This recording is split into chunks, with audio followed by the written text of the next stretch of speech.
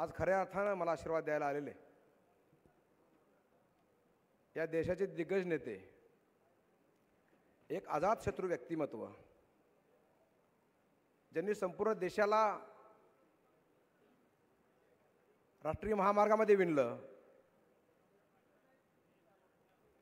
ज्या ठिकाणी रस्ते नव्हते त्या ठिकाणी असे रस्ते केले की त्या ठिकाणी चॉपर उतरेल, लढाऊ विमान उतरतील. अशा महान नेत्याचं या भागाचा आमदार म्हणून तुमच्या सगळ्याच्या साक्षीनं टाळ्या वाजवून आपण स्वागत करूया. आज काय योग आहे बघा. आज वार सोमवार आहे. देवादिदेव महादेवाचा वार आहे. मी साहेबांना विनंती केली होती की 10 तारीख ते 15 तारखेच्या दरम्यान कुठली तरी एक तारीख द्या,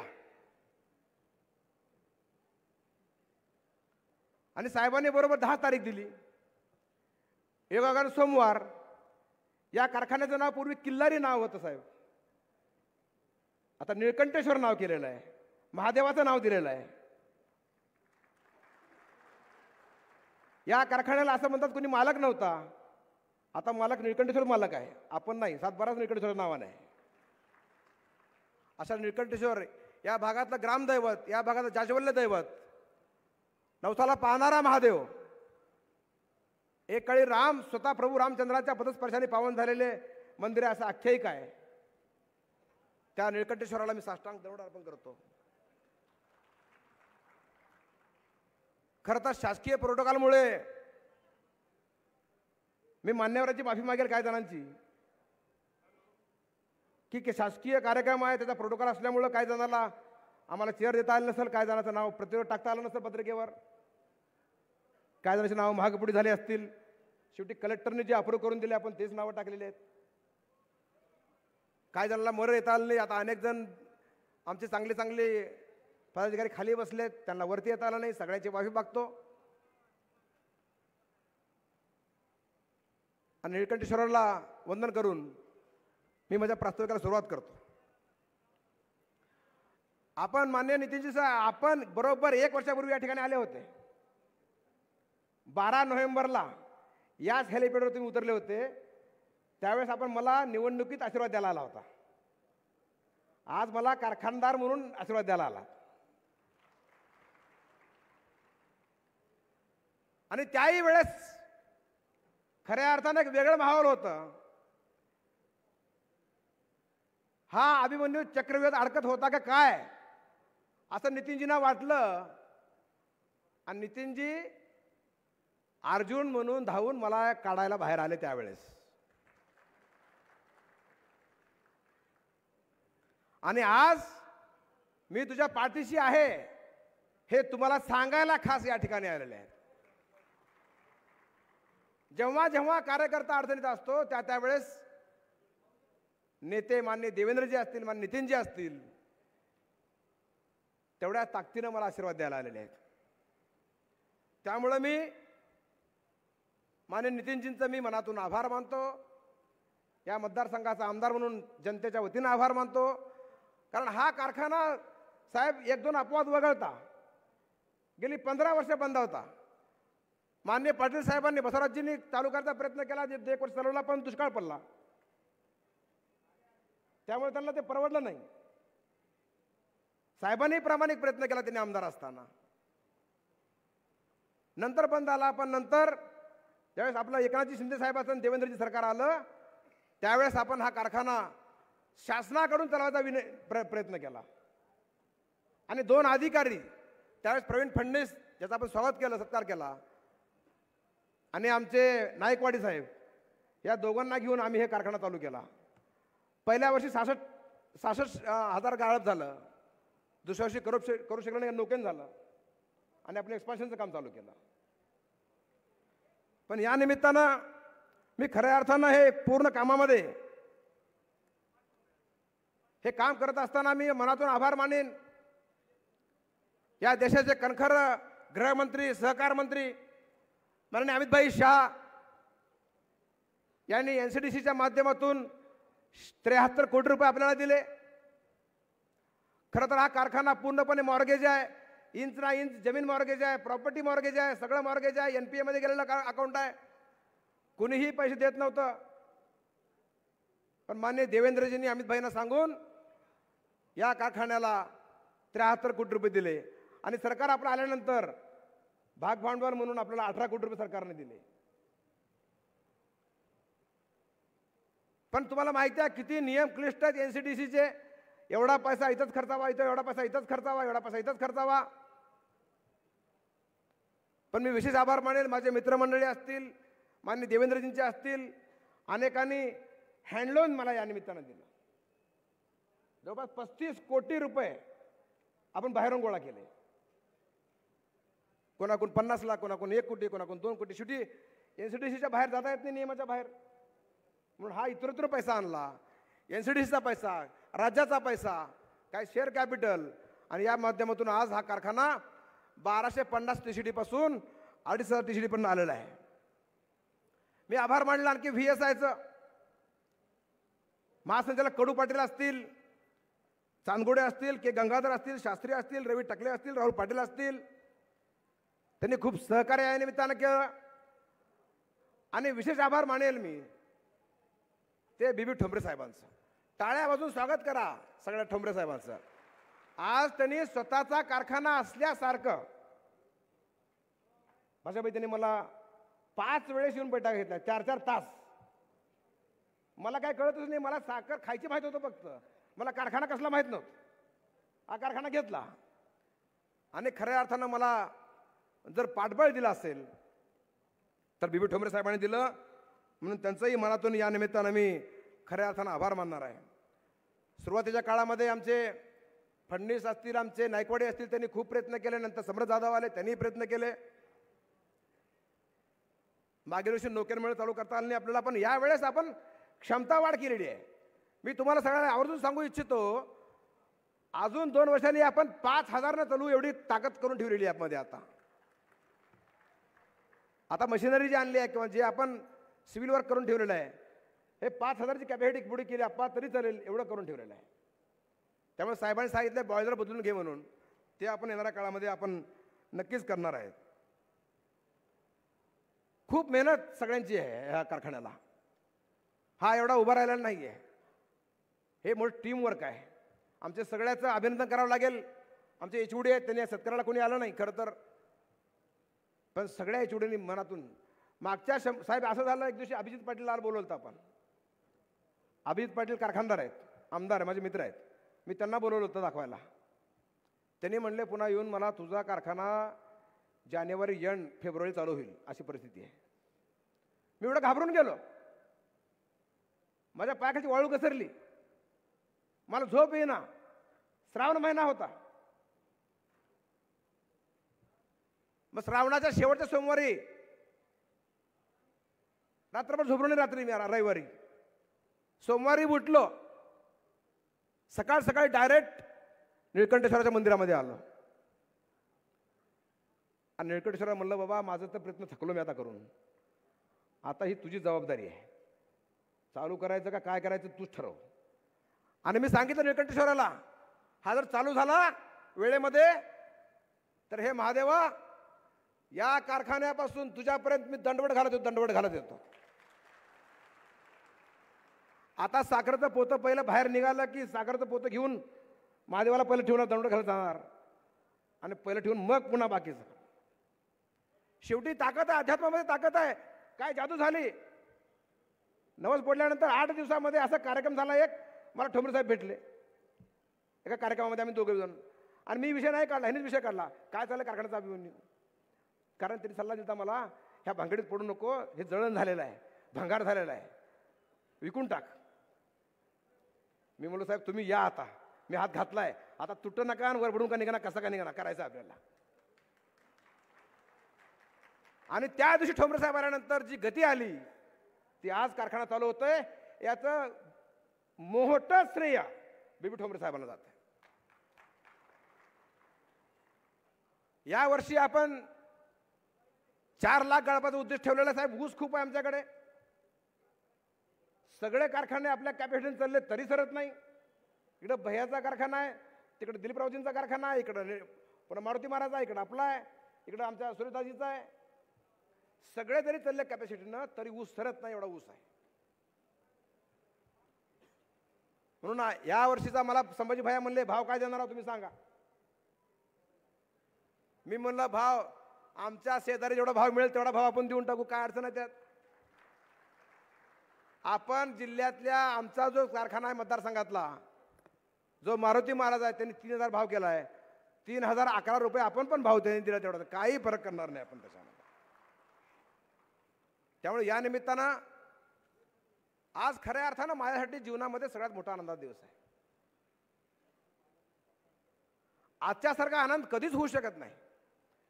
कारण जे स्वप्न बघितलं होतं हा कारखाना चालू करायचं, कालपर्यंत कोणाला वाटत नव्हतं चालू होईल म्हणून. पाटील साहेब बरोबर आहे. संताजीराव अण्णा, तुम्ही आलात, तुम्हाला मुद्दाम बोलवलं इथं. तुम्ही जुने डायरेक्टर आहेत इथले, गुंडांना आपले जुने डायरेक्टर आहेत एकदम. सगळ्यांना वाटत होतं कारखाना चालू होऊच शकत नाही. त्रास झाला, खूप छळ झाला, माझा त्रास झाला. काय सांगू, खाजगी सांगतो पुन्हा. काय कृत्रिम संकट आली, काय आणली गेली, पण आम्ही डगमगलो नाही, कारण आमच्याकडं देव आणि देवेंद्रचा आशीर्वाद मला आहे. आणि मी आवर्जून उल्लेख करेल मुख्यमंत्र्यांचा या ठिकाणी. आणि मुख्यमंत्र्याचं मोठं मन पण बघा. खरं तर हा कारखानाचं सगळं श्रेय देवेंद्रजींचं आहे उभा करण्याचं. मी त्या साहेबाकडे गेलो, म्हणलं भाऊ आता तुम्ही सगळं केलंय, तर आता तुम्ही यावला तू उद्घाटनाला मुळी टाकायला. तर साहेब म्हणले, तुला माणूस सांगू का चांगला परफेक्ट या विषयासाठी, तू नितीनजीकडे जा म्हणले. तुला परफेक्ट माणूस मी देतो, मी का तुझ्याकडे येणार नाही. म्हणलं का. मग तुम्ही बोला म्हणलं मी नितीनजींना. त्याला म्हणलं तुझं ऐकत नाहीत का. मला माहिती आहे म्हणे तुझ्यावर नितीनजीचं किती प्रेम आहे, तुला नाही म्हणूच शकत नाही. कारण साहेब आठवतं तुम्हाला, आपण एकदा विमानामध्ये नागपूरहून अमरावती चाललो होतो. सुधीर देवळकर, तुम्ही, मी आणि देवेंजी होतो. साहेब म्हणले नितीन देवेंजींना, आता आरोत्र बोलतात ते एकमेकाला खाजगीमध्ये सोडून द्या. देवेंद्र तुला माहिती आहे का म्हणे. देवेंजी म्हणून काय, अभिमन्यू माझा कार्यकर्ता आहे. हो सर तुमचाच आहे म्हणे. मी असा भाग्यवान कार्यकर्ता आहे देशामध्ये, अख्ख्या भारतीय जनता पार्टीमध्ये एवढा भाग्यवान कार्यकर्ता आहे की जेवढं देवेंजी प्रेम करतात तेवढं नितीनजी प्रेम करतात. त्यामुळे साहेबांनी म्हणलं की तू नितीनजीला घेऊन जा मुळी टाकायला, आणि त्यांच्यासारखा शिवहात कोणाचा आहे म्हणले मुळी टाकायला. त्यामुळे साहेब आपण आलात, मी शब्दच नाहीत माझ्याकडे. खरंच माझी बायको पण येणार होती तुम्हाला बोलायला, कारण तुम्ही म्हणला होतात की बाबा घर बांध, किती दिवस केल्याच्या घरात राहणार आहेस म्हणून. ती म्हणली साहेबाला घरी घेऊन या. म्हणून साहेबांनी म्हणलं की डबा तू दे, मी डबा वाटत खातो. तिला शब्द दिला, तुम्हाला डबा दिला, डबा खावा लागेल जाताना वाटांनी, तेवढं जे दिलाय ते. अशा पद्धतीचे नितीनजीचं आमचं घरचं नातं आहे. खूप प्रेम मला नितीनजींनी दिलेलं आहे. हे आमचं प्रेम काय आजचं नाही आहे, 30 वर्षापासूनचे संबंध आहेत. त्यामुळे नितीनजी आज आले, मला अमोलचा मी आभार मानेल. मला ठेंग साहेब म्हणले नितीनजी येणार नाही, त्याला बिहारला जायचं आहे, त्याच्यामुळे बाकीचे कार्यक्रम आहे. मी म्हणलं नितीनजी नाही तर मी घरी येऊन बसेल, साहेबाला यावंच लागलं माझ्यासाठी. अमोल म्हणला साहेब तुमच्या प्रेमाखातर येणार आहेत. आणि अमोल आमचा वकील तिथं भारी आहे, त्यामुळे अमोलचा मी आणि जाहीर आभार मानतो की त्यांनी माझी वकिली त्या ठिकाणी केली. काय फीस असेल तर सांगा, तेवढी फीस पण देऊन टाकू अमोल तुम्हाला. पण या निमित्तानं साहेब आपलं मी मनातून स्वागत करतो. माझ्याकडे शब्द नाहीत आभार मानायला, पण औपचारिक आभारही मानतो, कारण तुमचा बिहारचा कार्यक्रम आहे, तुमचा खासदार महोत्सवाचा कार्यक्रम चाललेला आहे, आणि अशा परिस्थितीमध्ये आपण आलात साहेब. पण मी एक तुम्हाला आवर्जून सांगेल, व्यासपीठात सगळ्या नेत्यांना, सहकार मंत्री महोदय, किल्लारी कारखाना हे देशातलं एकमेव उदाहरण आहे. अनेक कारखाने लिक्विडेशनमध्ये निघाले, काय चलवायला दिले, काय विकत घेतले गेले, पण हा कारखाना आजही सहकारामध्येच आहे, आजही शेतकऱ्याच्या मालकीचाच ठेवलेला आहे. त्यामुळं हे बंद पडलेलं युनिट सहकारामध्ये चालू होण्याचं हे राज्यातलं नाही देशातलं पहिलं उदाहरण आहे. मी या निमित्तानं आवर्जून सांगेल. आणि सगळ्याच्या आशीर्वादानं हे सगळं घडतं. हे त्यामुळं हे सगळं घडत असताना आज आमचे शेतकरी खुश आहे.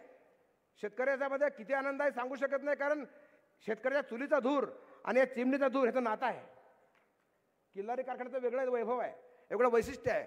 आमचा शेतकरी काय म्हणतो, साहेब 100-200 कमी द्या, पण किल्लारीलाच ऊस देणार आम्ही, कारण किल्लारीवर वेगळं विशेष प्रेम आहे. त्यामुळं या कारखान्याचं सुरू होत असताना साहेब मला खूप आनंद होतो की आज निळकंठेश्वराच्या नावाने हा कारखाना चालू झाला आहे. नाव बदललं आहे, मॅनेजमेंट बदललं आहे, मशिनरी बदलली आहे. 80% मशिनरी जवळपास नवीन आहे. त्यामुळे हा कारखाना येणाऱ्या काळामध्ये चांगला चालेल हा विश्वास तुम्हाला शेतकऱ्यांना मी या निमित्तानं देतोय. खरं तर आता नितीनजी आलेत म्हणजे कल्पवृक्ष आहे. कल्पवृक्षाखाली बसायचं आणि झोपून निघून जायचं असं कसं शक्य आहे? मागितल्याशिवाय कसं जमल? आणि कल्पवृक्ष मागेल ते देतो असं म्हणतात. त्यामुळे आम्ही मागणारं तर आहे होतच. आणि नितीनजी मला मागायला आचारसंहिता नाही, तुम्हाला द्यायला आचारसंहिता नाही. या ठिकाणी एक ग्रामीण भाग आहे. हे अधिकाऱ्यांनी एवढं डोकं खाल्ले आचारसंहितेच्या नावानं की काय सांगावं. हे IAS IPS अधिकाऱ्याचं काय होतं? आचारसंहिता आचारसंहिता कुठं आहे? नगरपालिका क्षेत्रात आहे. आचारसंहिता कुठं आहे? नगरपंचायतला आहे. अरे हे जिल्हा परिषद आहे, हे ग्रामपंचायत आहे, इकडे काय संबंध आचारसंहितेचं? त्यामुळे मी मागणार आहे, तुम्हाला घोषणा करायच्याच आहे. मी आपल्याकडे आलो होतो परवा. आज लातूर शहराची गरज आहे. आउटर रिंग रोडची आवश्यकता आहे लातूरला. कारण लातूरचं प्रॉब्लेम जर काय असेल सर, तर फक्त आणि फक्त ट्रॅफिकचा प्रॉब्लेम आहे. औशावरून गेले की छत्रपती चौकात अडकतो, पुढे गेले की राजीवन चौकात अडकतो, पुढे गेले की शिवा चौकात अडकतो, पुढे इकडून गेले की PVRला अडकतो, तिकडे गेले की पुन्हा रेणापूर नाक्याला अडकतो. त्यामुळे स्वर्गीय विलासरावजी मुख्यमंत्री असताना त्यांनी आउटर रिंग रोड मंजूर करून ठेवला आहे. 48 किलोमीटरचं लँड एक्विजिशन झालं आहे आणि ते पैसे पण दिलेत. आता राहिले 12 किलोमीटर. या 12 किलोमीटरचं ॲक्विजिशन करायला तुम्ही सूचना केलेली आहे. ती सूचना मी राज्याला पण दिलेली आहे. आणि आपण म्हणल्याप्रमाणे मी राज्याला सांगितलं आहे की बाबा साहेबांनी सांगितलं असं म्हणून की 12 किलोमीटरचं आम्ही ॲक्विजिशन करतो आणि पूर्ण 60 किलोमीटरचा जो परिघ आहे हा तुम्हाला नॅशनल हायवेला आम्ही देतो आणि तुम्ही डेव्हलप करून द्या. कारण चारी कनेक्टिव्हिटी नॅशनल हायवेची आहे. माननीय मुख्यमंत्र्यांनी पत्र दिलं आहे, एवढं पत्र घ्यावं विनंती करतो आपण.